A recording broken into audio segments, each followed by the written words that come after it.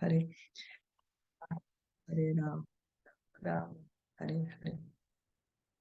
Continue reading from Srimad Bhagavatam. We are on Canto 4, chapter 2, next 8. Kim tasya durlabhataram Kim tasya durlabhataram iha loke paratracha iha loke paratra cha yasya vipra prasidanti prasidanti Shivo Vishnushcha Sanugaha. Shivo Vishnushcha Sanugaha. Translation and purport by His Divine Grace A.C. Bhaktivedanta Swami Srila Prabhupada. Any person upon whom the Brahmanas and Vaishnavas are placed can achieve anything which is very rare to obtain in this world as well as after death. Not only that, but one also receives the favor of the auspicious Lord Shiva and Lord Vishnu, who accompany the Brahmanas and Vaishnavas. The Brahmanas and Vaishnavas are the bearers of Lord Vishnu, the all-auspicious, as confirmed in Brahma Samhita 538. So who has sung the Brahma Samhita? Lord Brahma. Thank you. Premanjana Charita Bhakti Vilochanena Shanta Sadeva Hridayeshu Vilokayanti Yam Shyama Sundaram Achintya Guna Swarupam Govindam Adipurusham Tam Aham Bhajami. The devotees, out of the extreme love for Govinda, the Supreme Personality of Godhead, always carry the Lord within their hearts.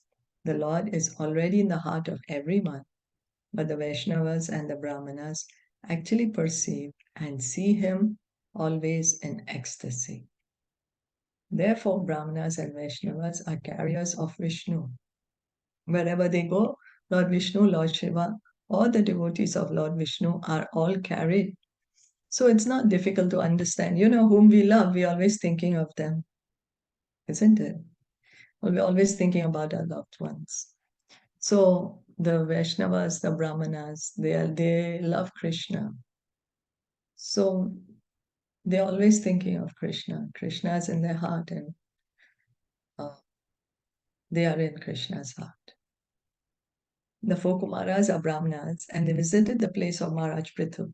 Naturally, Lord Vishnu and his devotees were also present. Under the circumstances, the conclusion is that when the Brahmanas and Vaishnavas are pleased with a person, Lord Vishnu is also pleased. This is confirmed by Srila Vishwanath Chakravarti Thakur in his 8 stanzas on the spiritual master, Yasya Prasadat Bhagavad Prasada. By pleasing the spiritual master, who is both Brahmana and Vaishnava, one pleases the Supreme Personality of Godhead.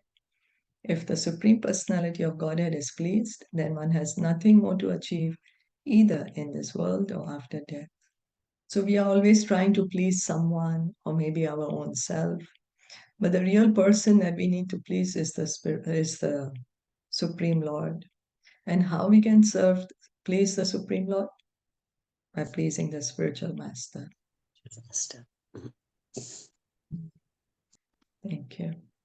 So we can see that because the Lord is always in the heart of the devotees. You know, the Lord is never alone. He is always surrounded by his devotees. So the pure devotee, he's always with the Lord, and the Lord is always with him. So we can see that actually real liberation, it's not that it's lonely. No, in fact, when one is really liberated, then in association of these great, great pure devotees of the Lord, the Vaishnavas, the Lord himself with the dham, the cows, the brajvasis, everyone is there. Neva lakshyate loko. Neva lakshyate loko. Lokan paryatato apiya. Lokan paryatato apiya. Yatha sarva drasham sarva. Yatha sarva drasham sarva. Atmanam Yesya hetava. Atmanam ye asya hetava. Pṛthu Maharaj continued, although you are traveling in all planetary systems, people cannot know you, just as they cannot know the super soul, although he is within everyone's heart as the witness of everything. Even Lord Brahma and Lord Shiva cannot understand the super soul. Which verse Krishna says that he is the witness? Where does he say that? It's in the Sakshi. It's in the Bhagavad Gita. I'm forgetting the verse, but it's somewhere in chapter where he's the Sakshi and he says that I'm there. Is it Yeah, Isha Hi Gunamai? No. No. In the 13th chapter. It's there in the 13th chapter. Yeah.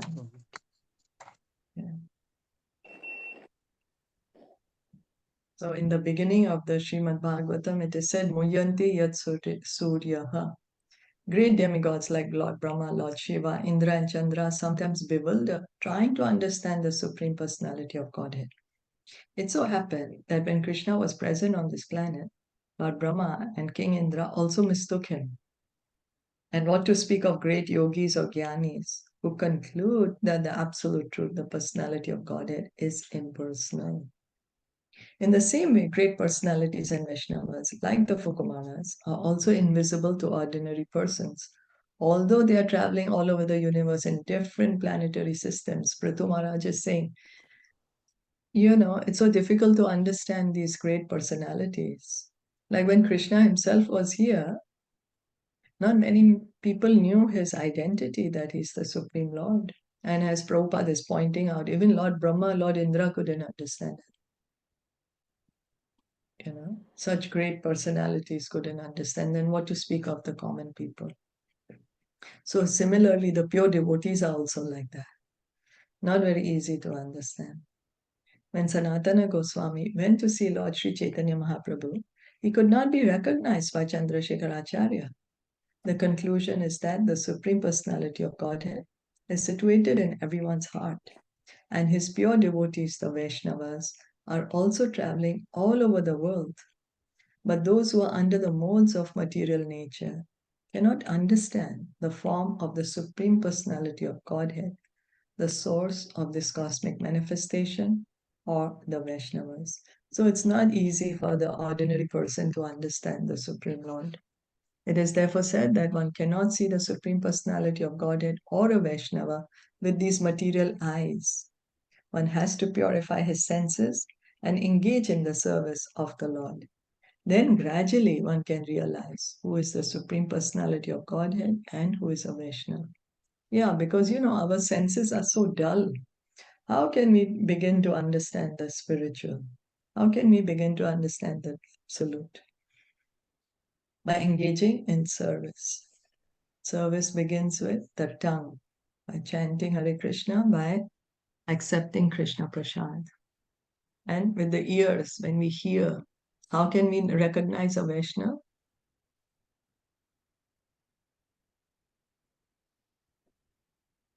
The One first who symptom, loves Krishna.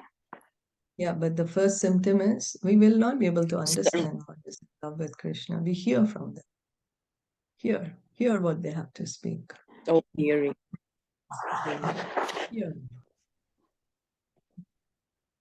Adhana api And te is it the dhyan. Udrishtan? Sorry, just wanted to say that. Is it the Udrishtan Anumanta Cha Yeah, Bhakta Bharta, Ka Bhokta, Maheshwara Vara. Matmeti Chap Yukto Dehesmin Purusha Para? Is it that one? Yeah, he says he's the overseer and the permitter, right? Yeah. Yeah, thank you. Adhana api te dhanya. Adana api te danya. Dhanya. Sadhavo grahamedina. Sadhavo grihamedinaha. Sadhavo Grahemedhinaha. Yad grahahi arha varyambu. Yad griha hi arha varyam. Grahahi arvarya. Pranabhumishwaravaraha. Trina Trinubhumi bhumishwara Ishvara varaha. avaraha. The person who is not very rich and is attached to family life becomes highly glorified when saintly persons are present in his home. The master and servants who are engaged in offering the exalted visitors water, a sitting place, and paraphernalia for reception are glorified, and the home itself is also glorified.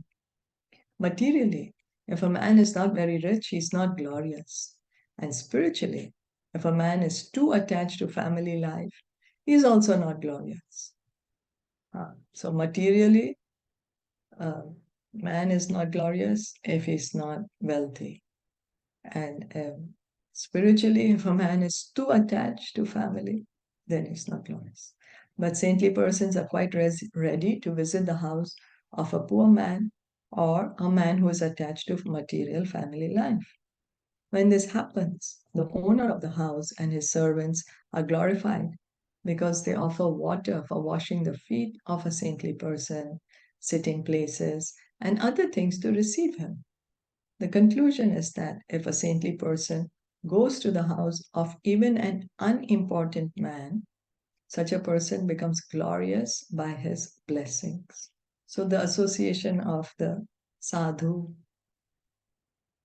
It is therefore the Vedic system that a householder invite a saintly person in his home to receive his blessings.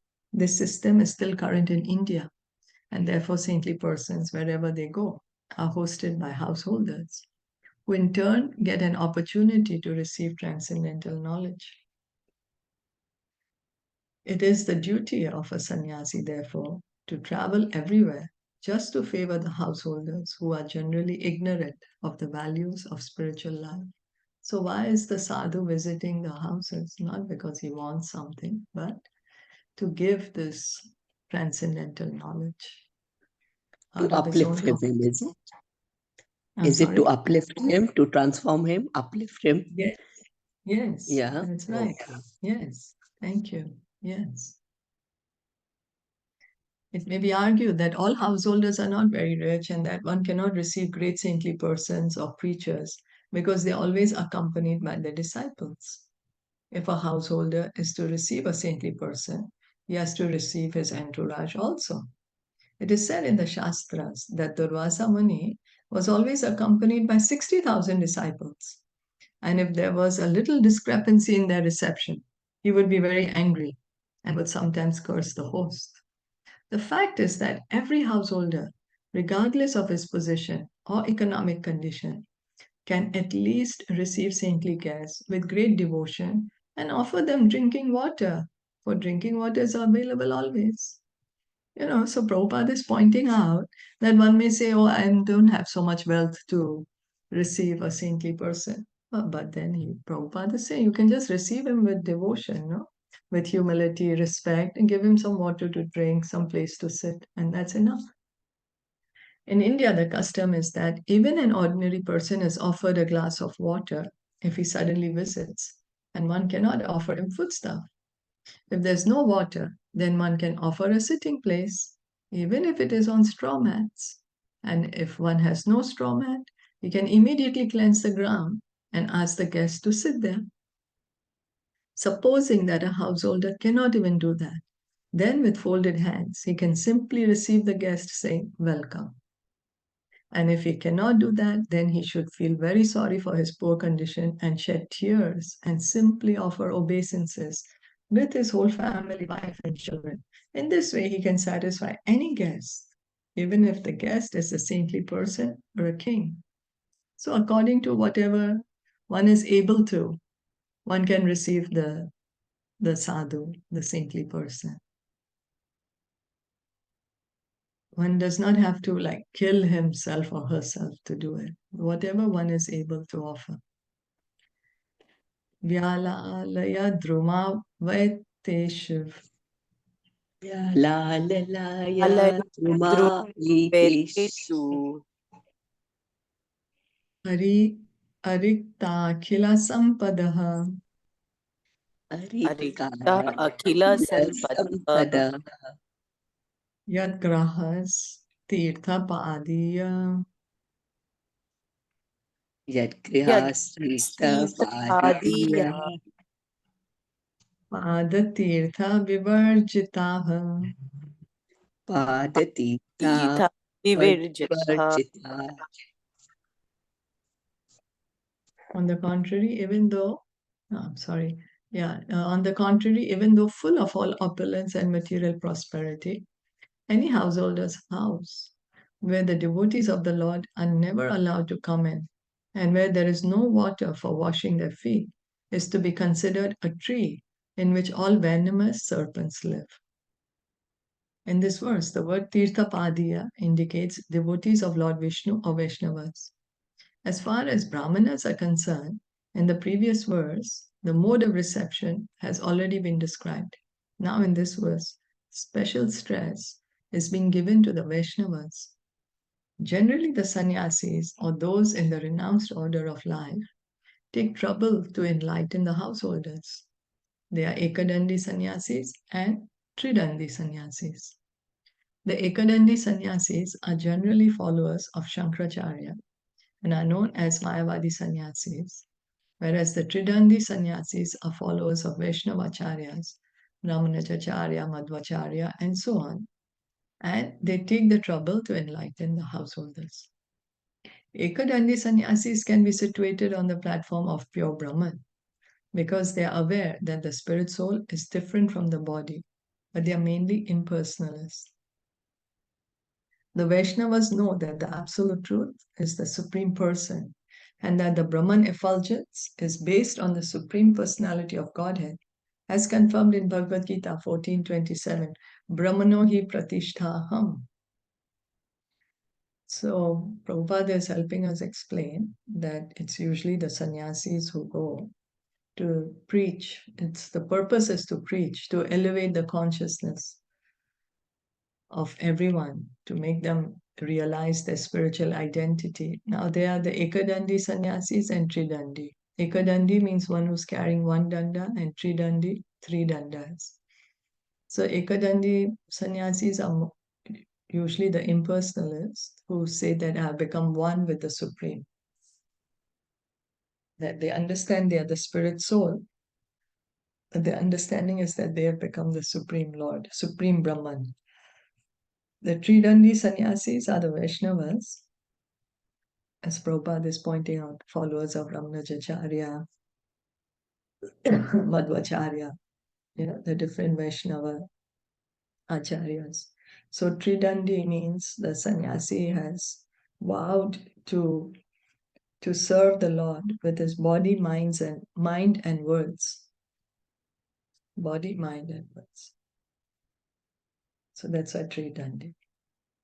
Now, what is the basis of the Brahman? Where is the Brahman coming from? From the body, the effulgence from the body of Lord Vishnu. Krishna. Krishna. Yes, thank you. Krishna himself is also saying this in Bhagavad Gita. So the conclusion is that Tirthapadiya refers to Vaishnavas. In the Bhagavatam 1.13.10, there is also another reference. Tirthi kurvanti tirthani. Wherever he goes, a Vaishnav immediately makes that place a tirtha, a place of pilgrimage. The Vaishnav sannyasis travel all over the world to make every place a place of pilgrimage by the touch of their lotus feet. It is mentioned here that any house which does not receive a Vaishnav in the manner already explained in the previous verse is to be considered the residential quarters of venomous serpents. It is said that around the sandalwood tree, which is a very valuable tree, there is a venomous serpent.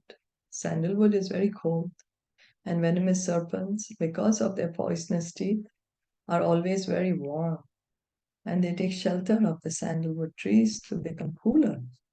Similarly, there are many rich men who keep watchdogs or doormen and put up signs that say do not enter, trespassers not allowed, beware of the dog, etc. Sometimes in Western countries, a trespasser is shot and there is no crime in such shooting. This is the position of demoniac householders, and such houses are considered to be the residential quarters of venomous snakes. The members of such families are no better than snakes because snakes are very much envious. And when that envy is directed to the saintly persons, their position becomes more dangerous. It is said by Chanakya Pandit that there are two envious living entities, the snake and the envious man. The envious man is more dangerous than a snake because a snake can be subdued by charming mantras or by some herbs. But an envious person cannot be pacified by any means.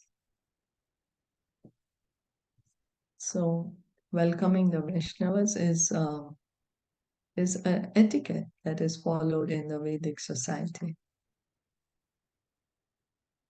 Swagata vo Dvija Shrestha Swagatam Bo Dvija Shrestha Yad Pratani Mumukshavaha Yad Pratani Yatani Mumukshavaha Charanti Shraddhaya Dhira Charanti Shraddhaya Dhira Bala Eva Brahanti Cha.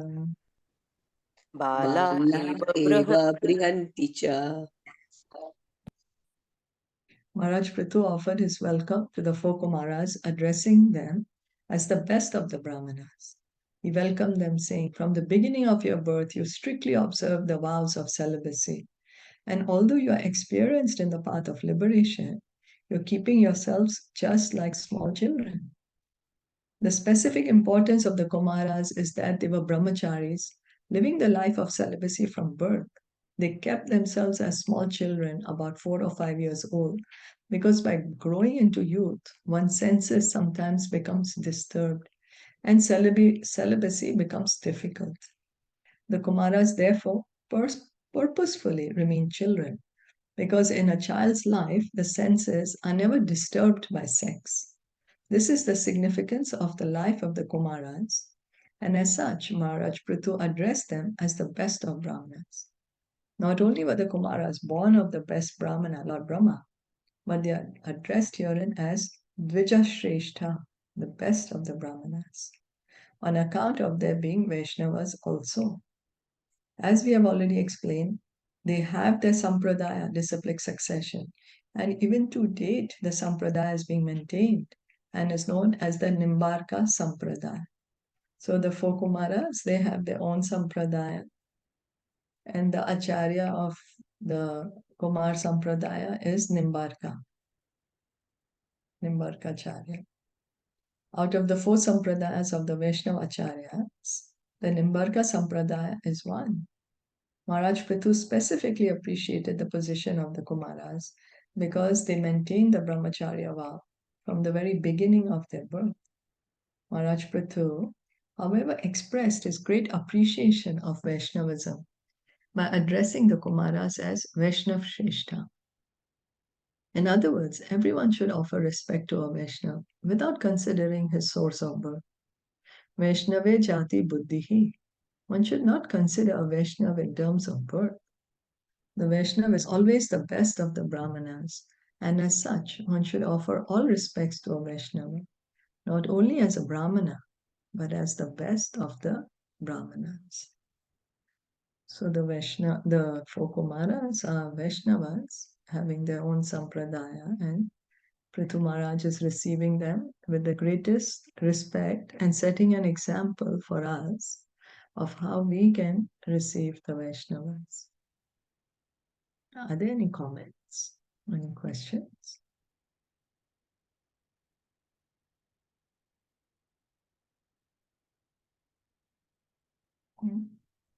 Srimad Bhagavatam ki jai, Srila Prabhupada ki jai, Gaur Bhakta Vrinda ki jai. Hare Krishna. Thank you so